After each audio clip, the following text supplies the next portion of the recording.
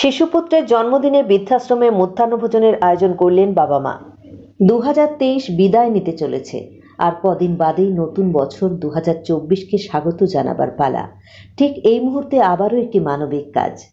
3 বছরের শিশু দীপাঞ্জনের জন্মদিন উপলক্ষে শিলিগুড়ি বাঘাযতীন কলোনির মজুমদার পরিবার বুধবার 27 ডিসেম্বর কাওয়াখালীর আপনাঘর বৃদ্ধাশ্রমের বৃদ্ধ বৃদ্ধাদের জন্য মধ্যাহ্নভোজনের আয়োজন করে।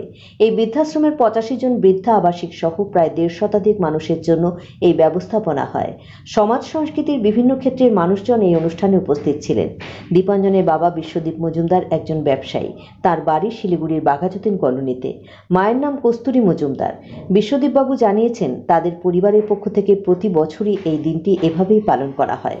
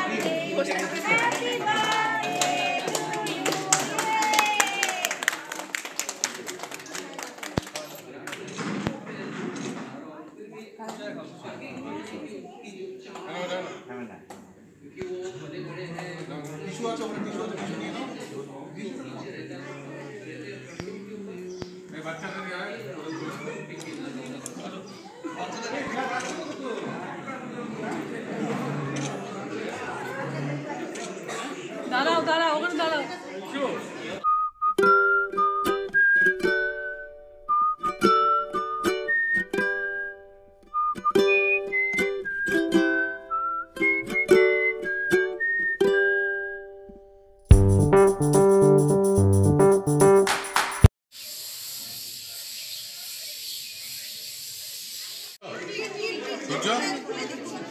গুড্ডু হ্যাঁ